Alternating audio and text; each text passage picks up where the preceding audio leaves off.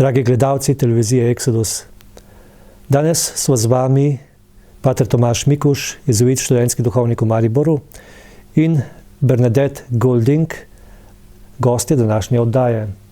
Dobrodošla, Bernadette. Hi, Father. So we are very welcome Thank you very much. on TV Exodus, and we are very glad to have you here in Slovenia. Thank you. I'm very happy to be here. Thank you. You're the leader of the Rachel Vineyard in Ireland. Yes, that's right. So for how many years you are doing this work, and what happened that you started to do this work with women who suffer and men who suffer from post-abortive stress? Yes, well, I've been doing it now for 12 years, and it's began because of my own experience of abortion many years ago when I was a young girl, and suffered for many years from so many different feelings like regret, shame, low self-esteem, and terrible remorse and terrible sorrow and grieving, but a kind of a forbidden grief, if you like. I just felt there was nowhere I could take this pain. It was the big secret in my life that I mustn't let anybody know because of the shame involved. So I carried that for many, many years.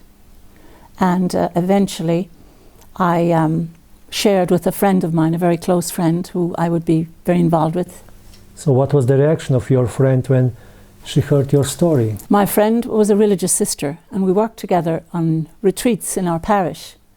And she was always applauding me for my work. So one day I decided to challenge her friendship. And I said, I'm going to tell her my story. And I actually believed that she would hate me. She would condemn me and judge me. And that the parish priest, when he found out, would certainly make me leave the parish. So I remember I closed my eyes and I poured out my story to her. And I was really very sad because I felt I valued her friendship. And I loved working with her and I loved doing the retreats. But I believed she would judge me and condemn me. So I poured out my story, and when I opened my eyes, she was crying.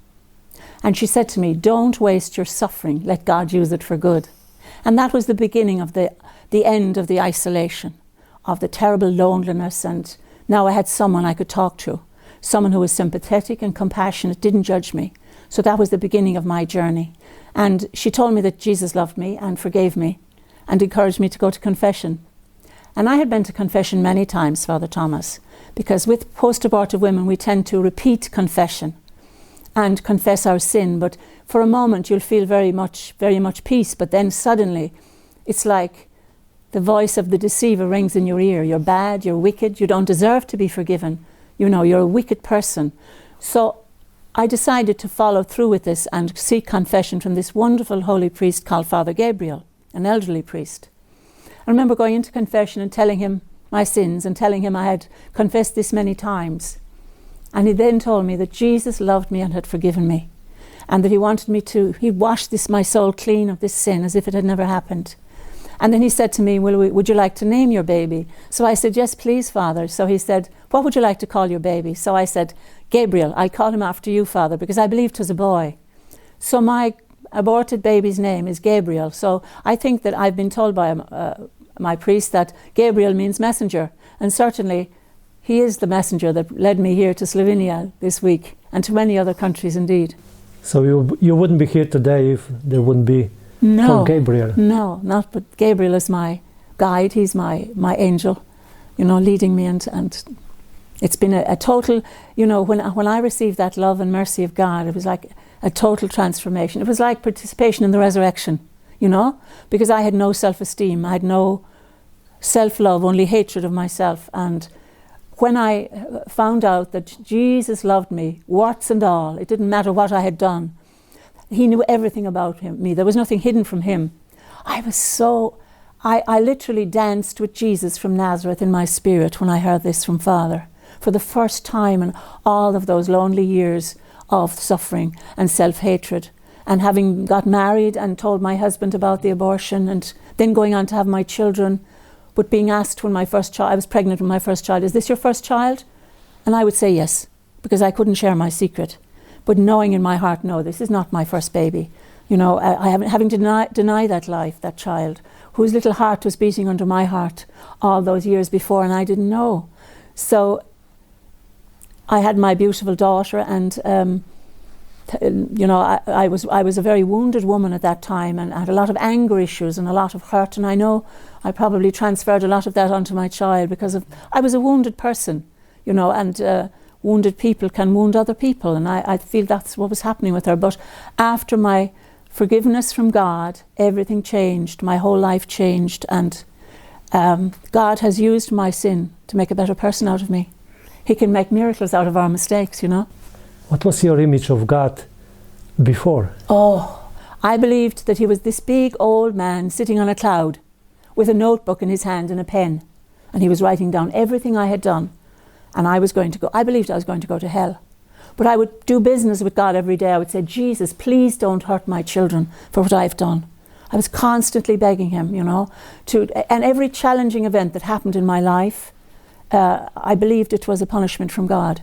And indeed, you know, because of my abortion, it did affect my marriage. There were difficult times because of the silence, because my husband would have accepted and told me to move on, but it wouldn't go away. It was always there. It was always there in my heart. And I needed to dismantle that secret, but I wasn't allowed to, because there was nobody I could trust to share my secret with until this lovely sister came into my life. And God used her to give me that beautiful message of his mercy, and the beautiful priest, Father Gabriel, who told me that Jesus loved me, warts and all, and he wanted to use my experience to set other people free, you know. God can use our sins to make better people out of us. He can make miracles out of our mistakes. Did you share this secret with anyone before? Never before, only telling my husband before we got married, because I didn't want to bring this secret into my marriage, and I felt I owed it to my husband to tell him the truth. But after that, many years went by, 20 years, and I kept it to myself, and I coped by going into denial. I literally built a wall of denial around myself, and denial involves convincing yourself that nothing bad really happened. And I would say, I couldn't have this baby because I would bring shame on my family. I was too young, and I had a very good job. I worked in London in an office, and I had a good nightlife, very good social life. And for being very selfish, I believed, well, if I carry this pregnancy to term, I have to give all of this up, and I wasn't prepared to do that then. So I remember when the doctor examined me, when I was actually feeling very, very sick when I was in the early pregnancy, very bad morning sickness, and I actually ended up falling down on the street one day, and I discovered I was suffering from dehydration because of this nausea. I remember the doctor confirming my pregnancy and telling me there was nothing there. It's just a bunch of cells. You'll be fine, you know, you'll move on in your life. And I thought, this is amazing. My parents will never know, because I'm now living in England, so far away from home. And I can have this procedure. My life can get back on track, and it'll be as if it never happened. So... Did your life get back on track? No. My life had changed forever. Immediately, I knew something bad had happened. It was like in my subconscious, I must have realized the enormity of what had happened. And I woke up after the abortion feeling very distressed and crying a lot, and not knowing what was happening to me. And when I was discharged from the hospital, I felt like everyone could see through me, that they knew what I had done. It was like I had a big A on my forehead, A for abortion. And I had no self-esteem whatsoever after the abortion. I felt like I had to apologize to the ground for walking on it. That's how low and how bad my esteem was. I had no esteem at all. And I suppose I coped by going in and out of denial for so many years. You know, I kind of used all these excuses that you can have, you know, like if those pro-life people would just be quiet and go away, then I wouldn't be feeling so guilty. I was projecting my guilt onto other people, you know. And if in Ireland it wasn't legal, if it was illegal in Ireland, I would be safe, I would be fine. But that, of course, that was just an excuse. But eventually I had to let go of all my defences, all my denials, and just come before the Lord and say, Lord, I said yes, and my baby's life was taken. And I stand before you, and I beg for your mercy. Just like the blind Bartimaeus in the scriptures, when he cried out to the Lord and he said, Jesus, Son of David, have pity on me. And the Lord heard my cry, and he gave me back in abundance so many graces, so many blessings. And now that I have the great blessing and grace from God to reach out to other women and men who are suffering in silence and need to hear that message that God forgives, God forgets. He washes our soul clean. Do they all suffer the same way as you? Because now you worked Yes. with hundreds of women and men who are coming into your retreats in the last 12 years. So what would be, how do the women suffer? Oh, the women suffer so much. And you know, when I began in Ireland, because people would say to me, like the media, when I began to speak out, oh, you know your guilt is because you're Catholic, because you're Irish. But you know, the Lord took me to many different countries running this Healing Weekend retreat for women and men. And a couple of the countries were the Lebanon and the Korea. And in those countries I met many women of faith and no faith, atheists, and all having the same symptoms, the same shame, the same guilt, the anniversary depression, the self-hatred, no different. The tears of the Catholic, the Protestant and the atheist are all the same. It's a human thing, you know. You cannot rip a baby from its mother's womb without destroying part of the mother and destroying part of her maternity. And I had to learn that from meeting other women from many different countries. And the suffering, many women go into very much depression, they become addicted to alcohol, self-harming. Oh, it's a whole lot of different disabilities, really, if you like, after abortion. Abortion is a destroyer of peace. You feel like you have no right to have peace. I didn't believe I had to have any right to have any happiness in my life after my abortion. And it's like you can use your guilt to hold on to that memory of that child. I remember in the early days after the abortion, I remember going into a toy shop one day and buying a little doll that cried. And I would carry this doll around everywhere with me, in my handbag, take it to bed, and when you moved this doll, it would cry, you know, it'd wail. It's like I needed to hear the wail of that doll to remind me of what I had lost, that I could never get back. I had awful, serious, terrible nightmares after the abortion. And in this particular nightmare, I would see this beautiful baby, always just out of my reach, always trying to take that baby and put it back in my naivety in my womb. So there was a huge emptiness. You know, every event in my life was shadowed by this secret sadness. Every event.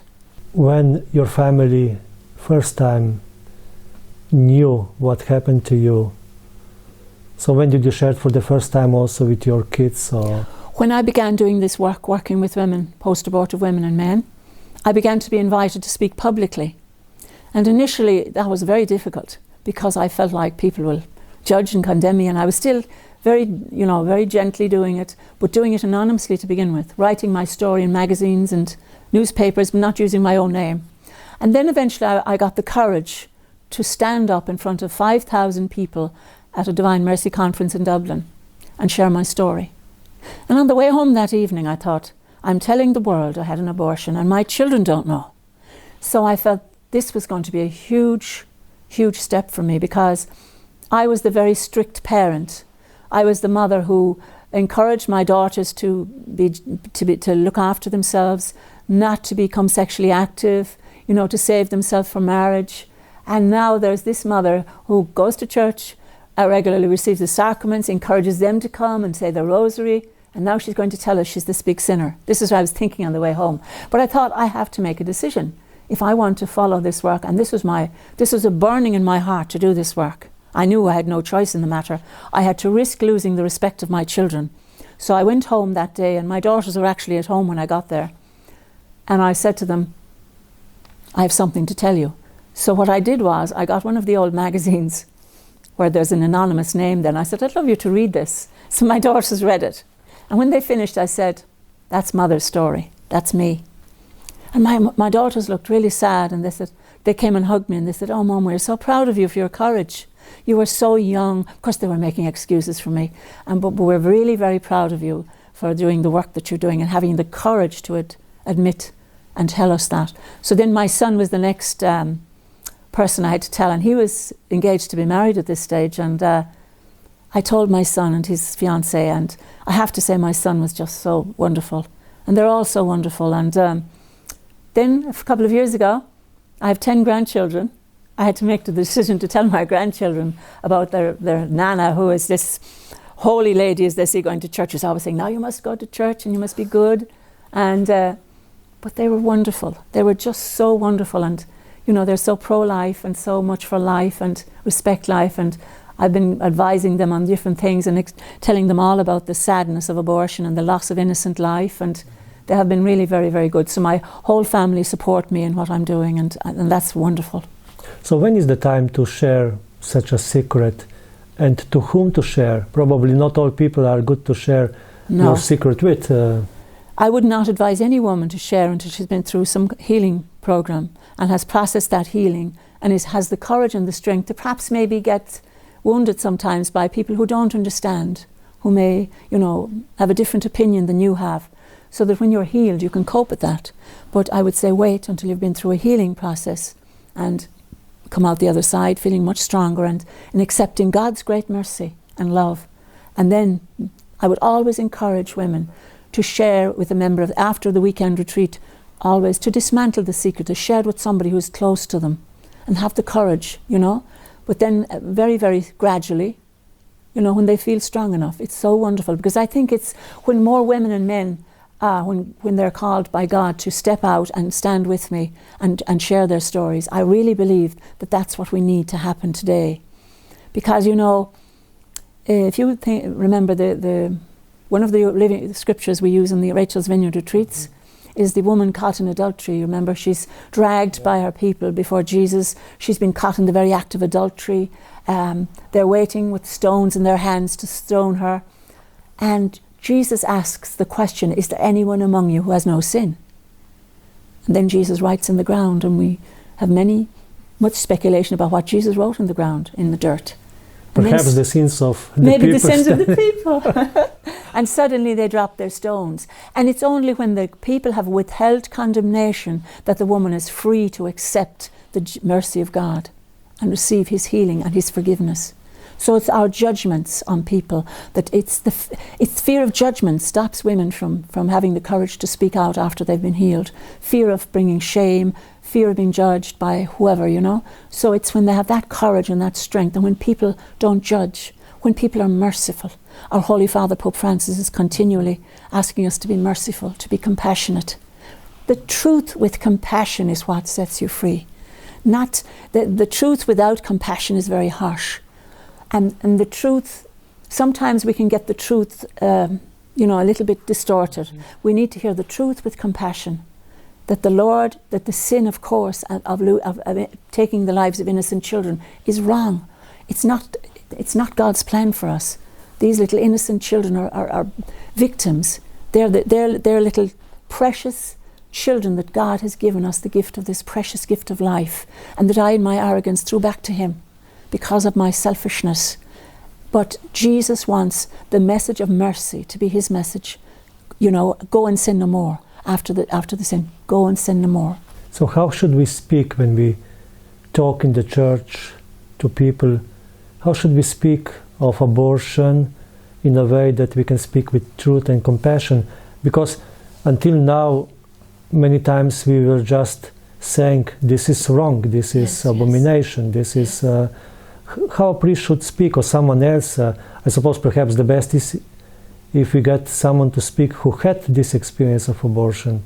Yes, I think so. Or how should we priests speak about this? Yes, that is the question. I think some women say to me on the retreats, why do we never hear anything in church? So I think that when the priest speaks on abortion, I remember once asking a priest, a wonderful priest, could I leave my leaflets in his church? And he was very happy because he knew about my work. And Father went out and he spoke. I said, would you say a few words on abortion, Father? And Father said, abortion is an abomination in the eyes of the Lord. It's the killing of innocent children. And I said, ouch.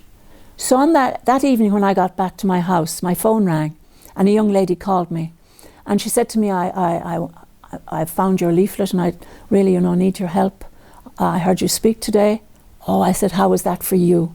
Well, she said, on the way home I thought to drive into the river several times because my abortion is so bad in the eyes of God, there's no way back for me.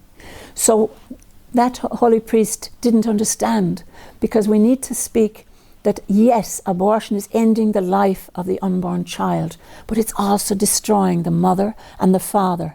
Satan seeks to destroy both the unborn child and the parents. God seeks to reconcile them. That's the message. And I think by the church's silence, it's as if you don't care. Whereas if the priest speaks about abortion as the ending of a human life, but the deep damage it does to the mother and the father and anybody involved in that decision, there's huge suffering, huge regret, huge remorse. And to talk about the great mercy of God. And I think For my own priest in Ireland, Father Pat, he now can preach on abortion without offending anyone. And they just come to him. The women come to him because they know it's safe to come, because Father understands that we have been deeply damaged by this experience. Not only have the lives of our child been taken, but we've been deeply hurt and deeply damaged and are seeking God's great mercy and need it. You know, those little innocent children, they go to the Lord. The Lord is merciful. He said, you know, suffer little children to come unto me. But Jesus weeps for the souls of the mother who are so filled with despair, so afraid of going to the sacrament of confession, afraid that they don't deserve to be forgiven, and believing it, because I've done this terrible thing, I don't deserve to be forgiven. So when we came to the sacrament of confession, so women react in two ways. So one, they're too afraid to go because they're fear of judgment and condemnation. Yes. And the other, they go because they grieve for the child. Yes, you know, sometimes we can use the grief as to keep ourselves attached to our baby. But what I say to the women when they come on weekend retreat is this, that, oh, in the past you have been shedding these terrible grieving tears, and they're painful and they're sad and they're guilt-ridden. But after the weekend experience, they're different. The tears are different because now we have acknowledged our children. We have accepted that their little hearts were beating under our hearts. We have welcomed them into our family. We've brought our aborted children out of the darkness into the light, named them as part of our families. And now that we can be closer to our children in a more healthy, more wonderful way, because they're always with us, though invisibly. So how would you, in 2 words, describe the main mission of Rachel's Vineyard? The main, I believe myself, the Rachel's Vineyard is divine mercy in action. It's a powerful gift from heaven for those of us who have believed the lie of abortion, who have been blinded by the rhetoric and by the lies. God has sent us this tremendous gift of his mercy and his healing. And I say God bless Teresa Burke and Kevin, her husband, who have put this wonderful program together. They're such wonderful people, and they really were led by the Spirit in this program. Because this abortion is a wound to the soul, and only the divine physician can heal that wound. So it's truly the work of God. So how this retreat works, how does it look like? So what happens if someone would want to go to this retreat? Okay, they find the number somewhere. I always, I find that the best advertisers for my retreats are the women and men who come on retreat.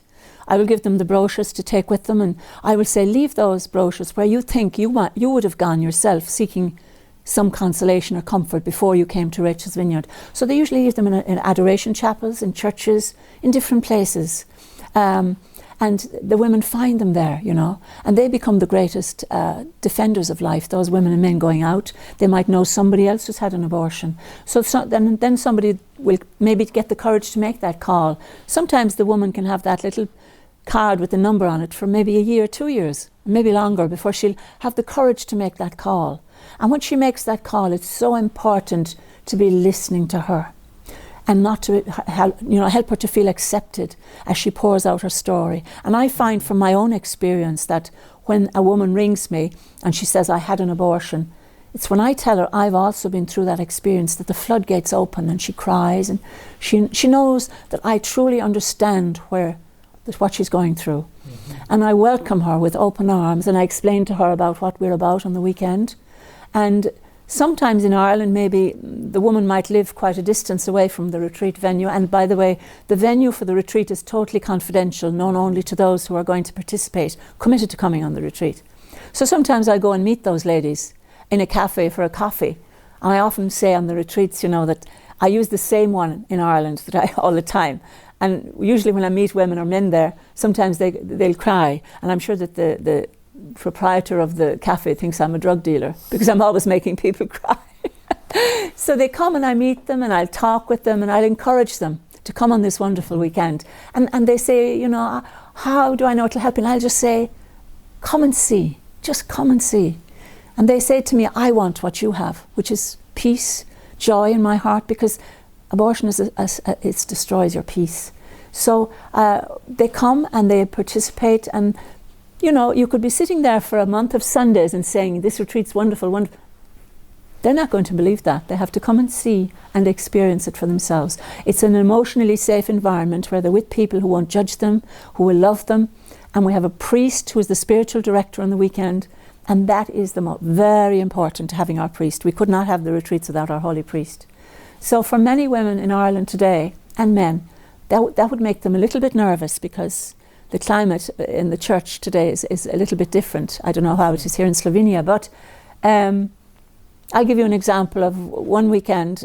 This young woman came very early to the retreat centre, and one of the sisters opened the door in long black religious habit, and the lady walked in and was quite taken aback, and she had a name similar to my name. And she stepped into the hallway, and sister welcomed her. Normally it would one of the team, but she came very early, and we were unprepared, which is very important to be prepared. And as she stepped into the hall, quite nervous, suddenly Father Pat stepped out of the room across the hall, and he said, "Welcome, let me take your bag." And he went upstairs with her bag. And as quickly as she could, she found the ladies' room. And she called her husband, and she said, "I've just arrived at this retreat centre." And she said, a nun opened the door, and her husband said, "A nun?" And then he said, "Get out of there quickly. That'll make you feel much worse." "No," she said, "I can't, because the priest has taken my bag upstairs." "A priest," he said. And on Sunday evening, this woman's attitude changed completely. She said, "I never thought the day would come when I would be hugging a priest." So for the priest on the retreat is hugely, because he represents Christ on the retreat. He's the loving Father welcoming her home. And by Sunday, those women know it's safe to come home to the arms of Jesus, who is the merciful Jesus. And the transformation takes place over the weekend. It's powerful. So if we would describe the culture of this retreat, so we could say, I suppose, that this is the Church of Mercy. Yes, yes. There the culture of mercy is lived out. Yes, yes. I remember a woman came to my retreat once, a little woman who had grieved and suffered for many years.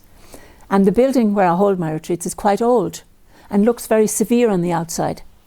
And she said on Sunday, when I drove up to the retreat centre on Friday evening, the building reminded me of where they took my baby away. Mm-hmm. But she said, now I know it's where I got my baby back. And that was beautiful, you know, that she now had a different relationship with her child going home that weekend, totally different to when she arrived on Friday. When the people hear the word retreat, so they usually think of someone being there preaching, yes, giving talks, and then be praying rosary, or yes. So, but this is probably not the retreat that we talk about. No. I'll give them an explanation. If they're concerned, I will give them an overview of the retreat and what we do on the weekend. So they're prepared. There are no shocks waiting for them, you know. So the first thing is it's ending the isolation for those women and men. They're meeting other women and men who've been through the same experience. Abortion is not something that lends itself to casual conversation. You can't sit down at the coffee and say, "Oh, I had an abortion." Whereas now they're sitting around in a group of people who've been through the same experience, and they're suddenly feeling so at peace and so comfortable that they can get all of this pain out and share it and realize they're not alone, that there are other people, and that the wonderful love. And they often say to me at the end of the weekend, it's the love that they feel, the acceptance on the retreats. This is what really is so powerful. So the love and the acceptance. Yes. And how would you would describe the method of this retreat? Explain. So what does it take? How form does it take? Yeah. I suppose it's coming in on Friday evening, and it's like introductions, and then we do on the retreat what we call living scriptures. We read this piece of scripture, and then we do a meditation, and then we kind of say to ourselves, where am I in that scripture? You know, who can I identify with? Like, for instance, the woman caught in adultery. Who can the woman we identify? Of course, we identify with the woman caught in adultery. And as I said, the part where the woman is being stoned, you know, we carry this big rock inside of us, this rock of bitterness and unforgiveness, self-hatred, low self-esteem, regret, you name it, we carry it. And over the weekend, you know, when the woman hears the words from Scripture, when Jesus says, "Neither do I condemn you, but go and sin no more." And it's when, as I said, the crowd have withheld condemnation, that woman is free to receive that mercy and to accept it. So we have a rock symbolizing, I always say it's symbolizing their grief, their pain, their regret, whatever it is, unforgiveness. And we invite them to carry a rock for the weekend, to carry the rock around with them, symbolic of, now it's out here, we can see it. And I hope by the end of the weekend they see how this rock is a great impediment in their life. It's blocking them from being the people that God created them to be, because they're holding on to this bitterness and this unforgiveness of themselves, maybe hatred towards others, people who maybe push them into abortion, because there's a lot of forced abortions, family members, boyfriends, etc., who will maybe say, I'm going if you don't have this abortion. So we know by the end of the weekend nobody ever leaves with a rock. So when they leave that old rock down at the end of the weekend, which they invariably do, we ask them to tell us where they put the rock down, and we'll share the joy of this. They may leave it in the altar, or they may leave it in the garden somewhere. And it's like when the rock is removed, like, Lazarus in the scriptures, which we also use. It's when the stone is removed, the light of Jesus can shine in those dark places that have been hidden, that we have refused to look at, and that his light can shine in there. And, it's like we leave the weekend totally changed, and it's like we'd be left with a little scar. Like, after all, we walk in the footsteps of the man with the scars, Jesus himself. So this is how the living, and the blind Bartimaeus, we share that scripture. The woman with the hemorrhage, the woman who had the issue of blood, who was afraid to touch anyone because, and we can be like that. She was afraid of the crowd, that they would, she was, and she called out to Jesus to touch the hem of his garment, and we do that because I touched the hem of his garment and was made clean. So we do all of this, and then we have a memorial service for the children, where the children are named. It's like the funeral service we never had for our children. And then finally we have the Mass of entrustment. The children have been named and accepted as part of our families. And the final Mass is just so wonderful. Hearing the children's names called out from the altar is powerful. So who can come to this retreat? Anyone. First of all, the man, the woman. We have married couples coming. Maybe the abortion was before the marriage. Could be that she had the abortion with somebody else. Could be they had the abortions within the marriage. Could be he had an abortion with somebody else. I've seen all of those people come. Could be the grandmother of the child, the mother, the father, who maybe assisted and helped their daughter to have this abortion, maybe paid for the abortion. Could be a young man who's now grieving. The relationship is finished, but he paid for the abortion. He's grieving, he comes. Could be a sister, a sibling, who helped her sister and encouraged her to have the abortion, and perhaps she sees her sister's life now falling apart, but the sister is still in denial, but she can see now the damage abortion has done to her sister, so she can come on retreat. Really, anyone affected by that decision can come on board and participate. And I suppose also anybody who's interested in getting involved in Rachel's Vineyard. You must first participate fully. And for a post-abortive woman being on team, she must participate twice and then come on team learning, and then eventually come into the core team. Is it hard for women to forgive themselves or forgive others? Yes, that is difficult after abortion. You can believe. Initially I could believe God had forgiven me. I did. I believed fully.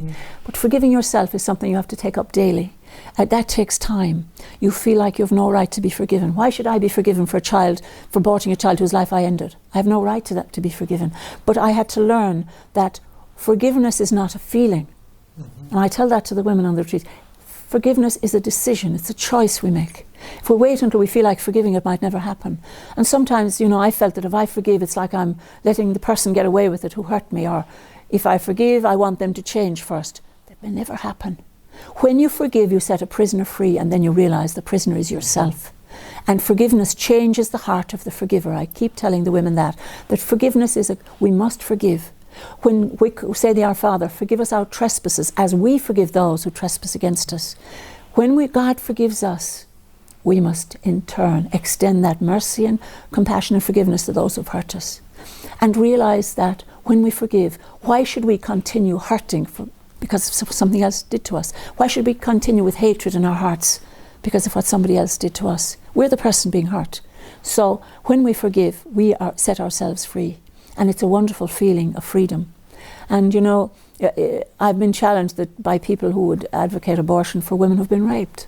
I've had women who were raped and aborted their babies on retreat. And abortion it doesn't stop rape. What we need to do is stop rape, not abort the innocent babies that result from that rape. And I have many women coming who are grieving bitterly the children that they aborted because they were raped. I also know women who were raped and kept their babies, and the birth of the child healed the effects of the rape, So it's contrary to what we Yes. usually think, is that if we were raped Yes. so that the abortion will solve the problem. Yes, yes, no, never. It makes you're grieving two losses. You're grieving here the loss, I suppose, the effects of the rape and the loss of your child. So it's a much more difficult situation. It's very, very painful. In Ireland today, I also have women coming who are giving the diagnosis that their baby would be disabled. And this is a very complicated grieving for these poor women, because they're grieving because they feel, now I rejected my baby because it was wouldn't be perfect, and they're suffering horrendously. Why didn't somebody else say? They said to me, why didn't they send me to someone else? But it seems like they're being directed immediately for abortion. They're giving no other option, you know. So that is a very difficult one. Also, I have women coming who grieve taking the morning after pill. In fact, a young man came, and he's now on my team, who his girlfriend had taken the morning after pill, and the relationship broke up, and only a couple of years later he began to become very depressed and very, full of sadness in his heart, and he didn't know why. And one day he was leafing through a book and he found the receipt for the morning after pill, and he just knew this must be it. So he found my number and he called me and he said, is it okay for me to come on retreat? And I said, can you tell me what, your story? And he told me, and he said, I'm grieving so much because I just feel there was a child, a life lost with this pill. So I said, come on retreat. And he came on the retreat and received tremendous healing. And as I say, he's now on my team. So people are grieving the loss of children, because regardless of whether or not there was a life there, the intent is there to end that life, if there was a life, from the moment of conception. We have no right to end a life from the moment of conception to natural death. Only God has that right. So, and also people, I believe in the States, I haven't come across it yet, are grieving now the loss of life to the contraceptive pill. The millions and trillions of chemical abortions, because most of the contraceptive pills are abortifacient. So the suffering from the effects from the trauma of abortion, Yes. seems to be very hidden, because Yes. okay, we hear statistics and we hear the number of abortions, Yes. but in the same time it seems like, I don't know anyone. You see, the women are silenced by shame. The women who come through the healing or have abortions, we're silenced by shame. So I have been very blessed that God has given me the grace to be a voice for those who have no voice. And I remember reading a book recently before I came away, and it's called Giving Sorrow Words. And the first line of the book reads, this is a story about women who don't exist. So I represent the women who don't exist, the women who are not damaged by abortion. I have to tell you, we're there in our millions all over the world. But it's this hidden suffering. We're silenced by shame, afraid to speak out because of fear of judgment and condemnation. I know, for I was just paralyzed by that fear for so many years. What if people knew what I had done? And we need to get that message out of, the mercy and the acceptance of God. And I remember for some 5 years before Rachel's Vineyard, I was helping women, as I said, to, in crisis pregnancy, and encouraging them to choose life for their children. Mm-hmm. And, in that time, as I said, I met so many young women who had been deeply damaged already by abortion, and knew for sure that this going for a second and a third abortion was only going to make them so much more damaged. So when women are damaged, as Dr. Teresa Burke would say, after one abortion and there's a cycle of abortions, it doesn't mean that they're wicked people or bad. It means they've been traumatized by that first, second, third abortion, and until they have some healing, they'll go on to reenact that trauma. So that Rachel's Vineyard is just there, welcoming with open arms men and women out there, and anyone affected by abortion, that the doors of mercy are wide open. And I am very, very happy that Pope Francis has declared the Year of Mercy next year. So I pray that many women and men will come out of the darkness and into the light of Christ in that time. Until now, in the church, only some priests had permission to give absolution for the sin of abortion. Yes. Yeah. So now this permission is extended to all priests. Absolutely, yes. And I had many calls after this happened, even from emails from America, where Rachel's Vineyard was founded, from women asking me questions about this. And, I reassured anyone out there who had been through my retreats that the priests I had working with me some priests didn't have the faculty, apparently. Some priests did. But any of the priests working with me had that faculty. But even so now, every woman that has been to confession and received absolution is forgiven. There's no question, you know. Holy Father has given permission to all priests to give that absolution to give after abortion. Before it was a reserved sin, and only the bishop could give permission to the priest to. But thank God that's all changing now.